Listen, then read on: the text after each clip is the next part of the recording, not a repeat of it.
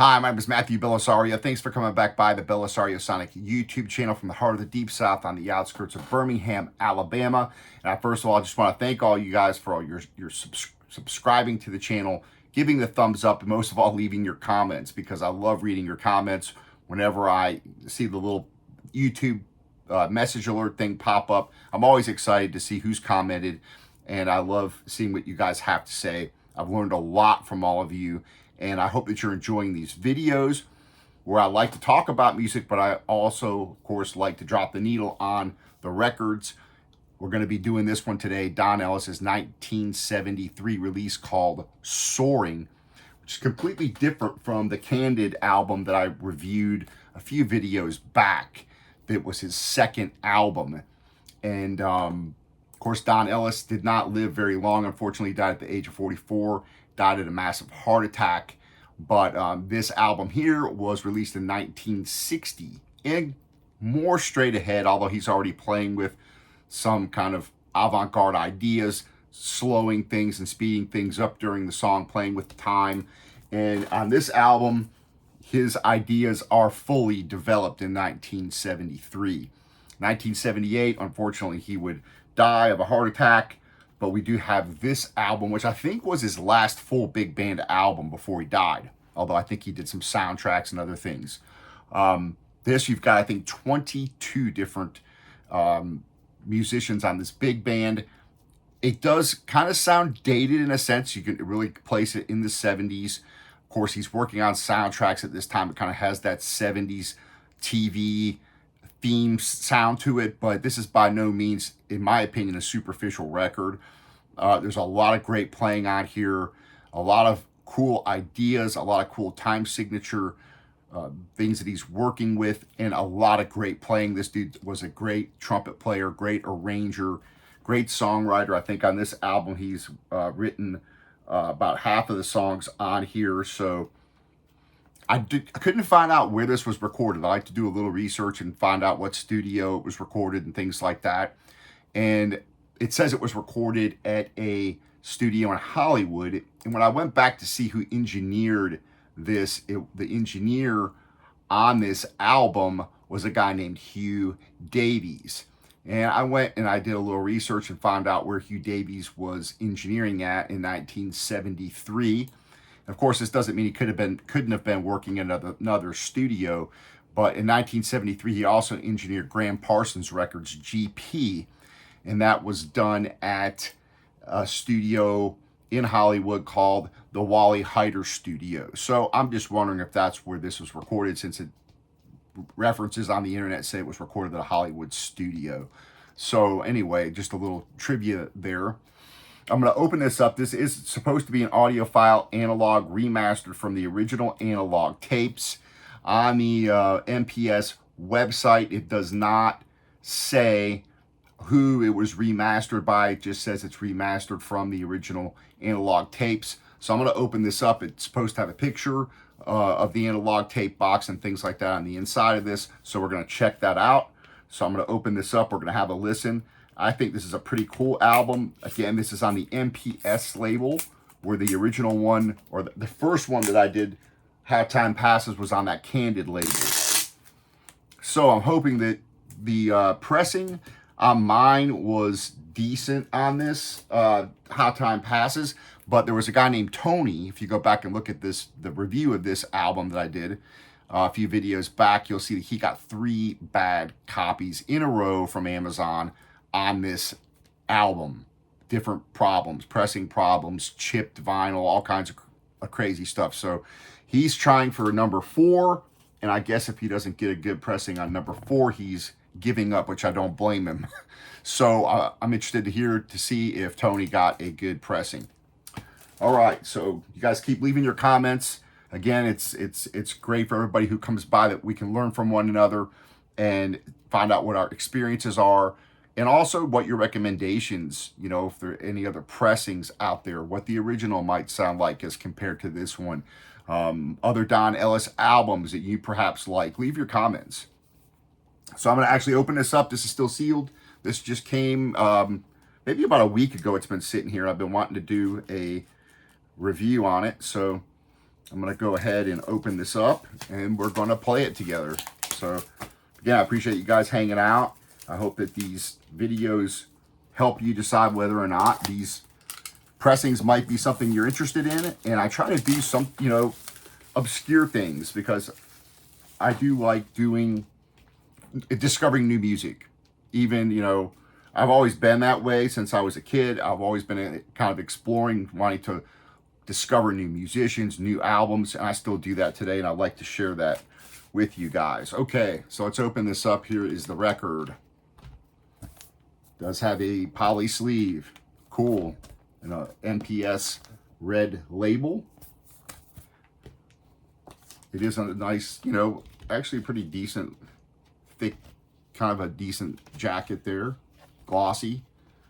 And on the inside, we do indeed have the real box picture of it. And we have a little write-up here. And I'm just going to take a glance at this to see if it has any information on who remastered this.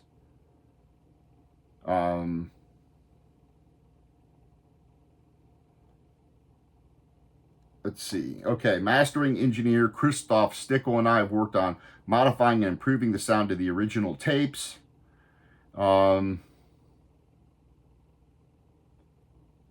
We've simply redressed a couple of traces of aging as well as small inconsistencies in the sound because of the technical limitations of that time were not optimally dealt with the original recordings.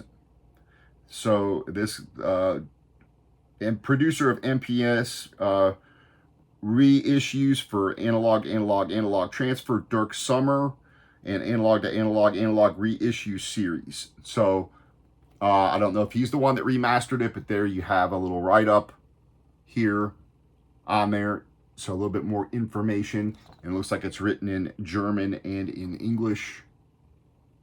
So a little bit of information there. All right.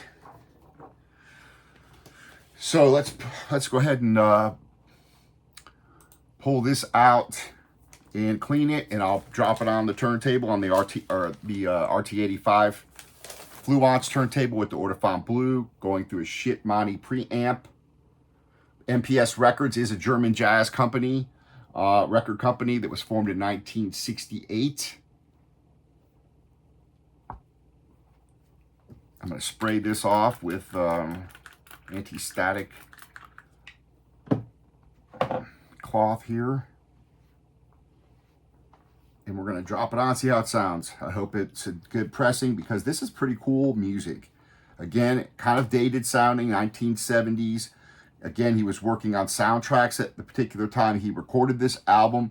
So it could sound to you maybe like a 1970s cop show opening theme or something. Some of these songs, especially like Whiplash. If you guys are familiar with the film Whiplash, this tune got some more recognition.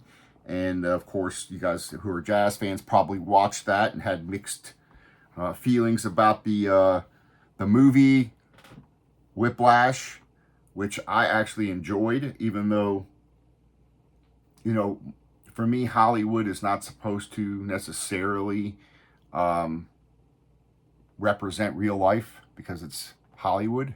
So I didn't have a problem with the exaggeration of the whole idea of the jazz musician, with his hands bleeding and all that kind of stuff.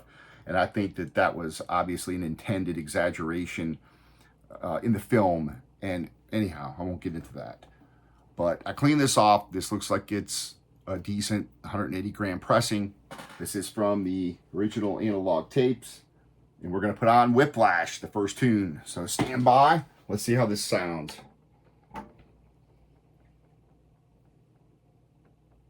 I've listened to this a lot just on streaming and online. I don't have the album on any other format, but I'm pretty familiar with the music.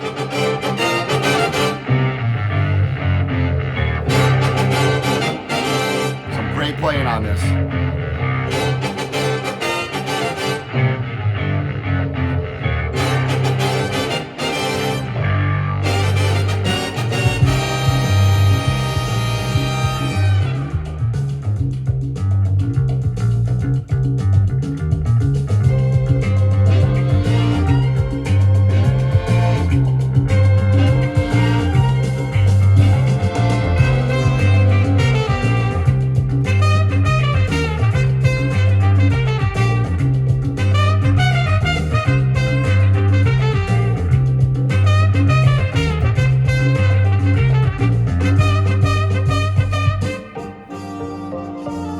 got a 12-piece horn section, 22 musicians in all playing on this.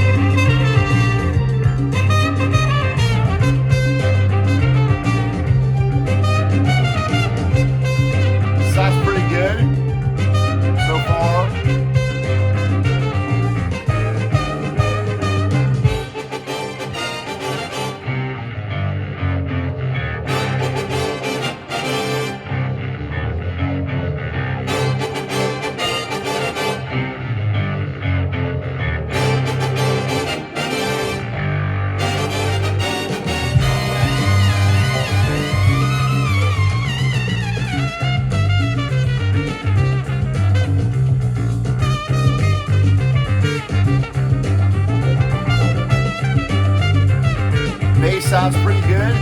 The horns sound really warm. Trumpet.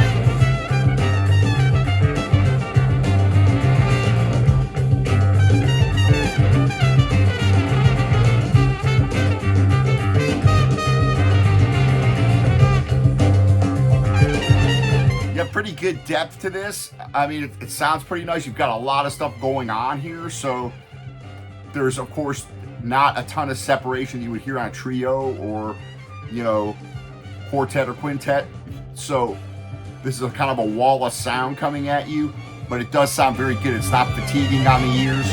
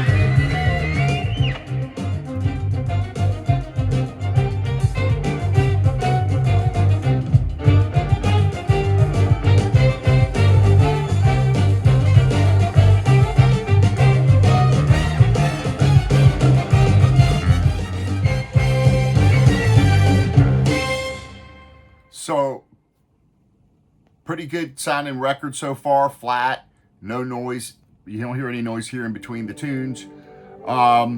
Good pressing thus far. Weird time signature there. I think it's a 7 time signature. Kind of a funky type sound, beat to it, you know, funk, avant-garde. Pretty cool stuff, I think, even though, again, it could sound dated, but I think it's pretty cool when you're looking at talking about time signatures, talking about arrangements, things like that. Again, you've got 22 musicians, 12-piece horn section. You know, you've got percussionists, strings, all kinds of things going on here. So it's definitely a wall of sound coming at you, something quite different than you'll hear, obviously, in a lot of other jazz recordings.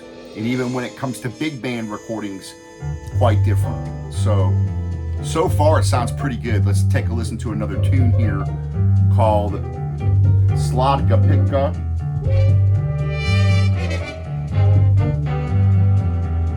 Here's some strings here.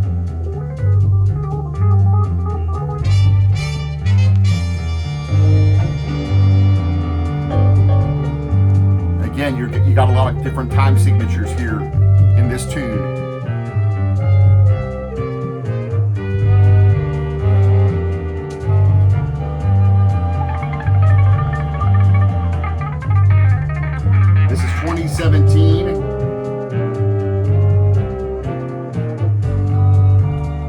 Germany optimal medium. So it's pressed at optimal. So sounds so fucking great pressing.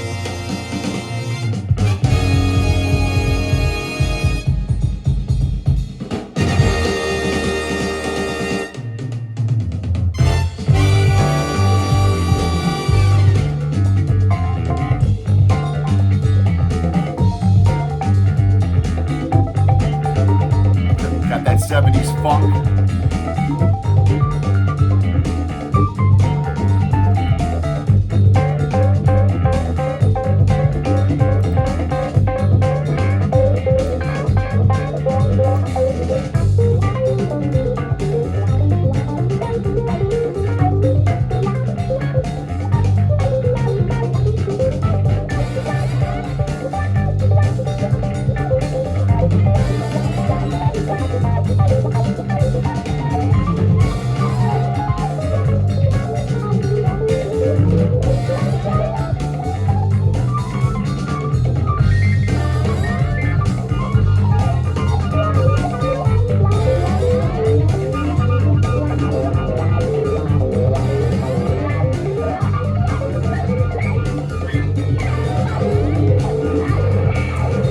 Percussion nice in there. Electric piano.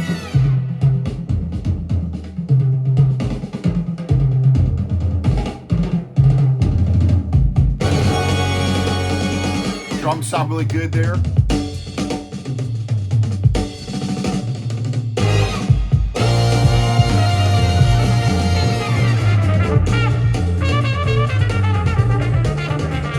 Yeah, that dude can play, man.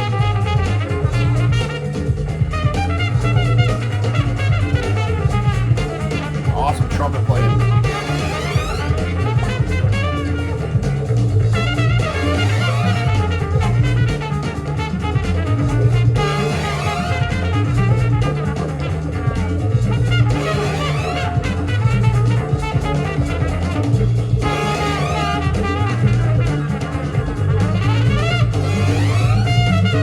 Got pretty much every instrument that you can just about think about put in this in some way, shape, or form. I mean, you've got Ellis on trumpet, flugelhorn, even on drums, doing most of the arranging. But you've got a guy playing alto saxophone, flute, soprano, piccolo, alto flute. Another guy playing different saxophones and flutes and piccolo. You've got a baritone saxophone in here with clarinets, oboe, French horn, trombone, bass trombone, tuba, guitar, electric piano, piano, organ, clavinet, of course, bass, drums, other percussion, congas, electric violin, electric viola, electric cello. So you've got a lot of things going on here, a wide spectrum of musical sounds. So it's a very interesting album, and if you're interested in time signatures, this is a fun album to listen to, in my opinion. A lot of cool dynamics.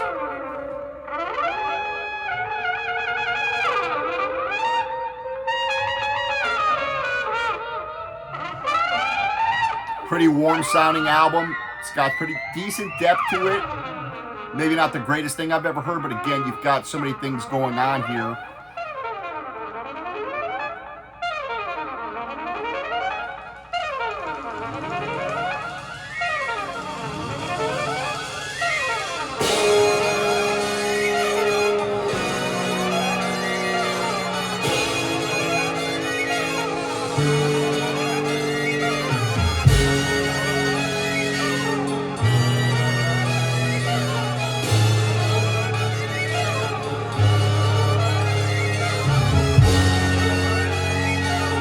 So far, I give this a thumbs up. I'm digging it.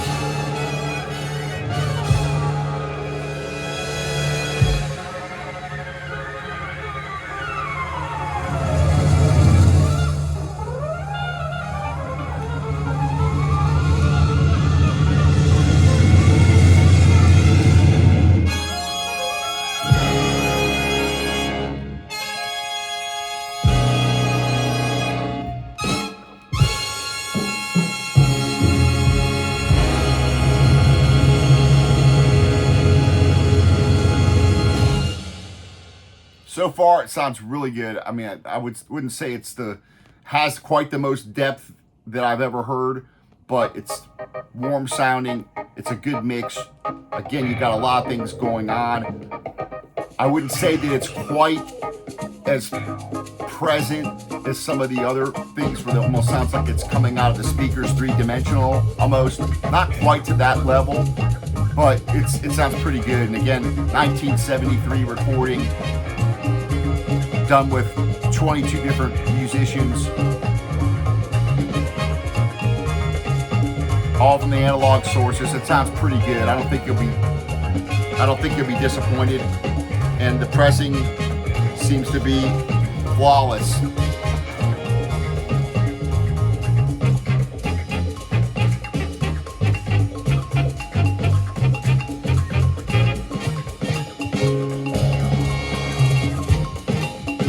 All right, folks, I appreciate you guys joining me again.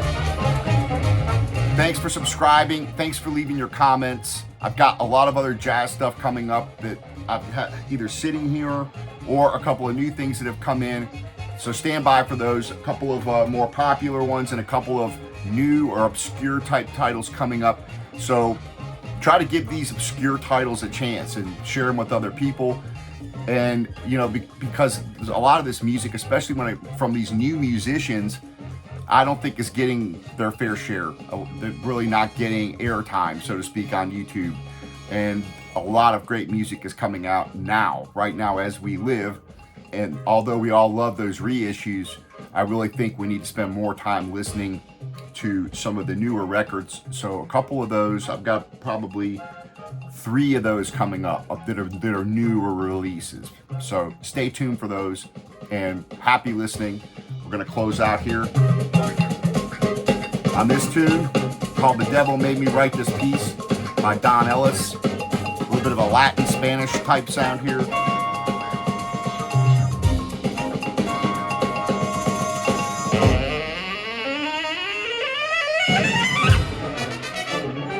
A lot of great playing on this album.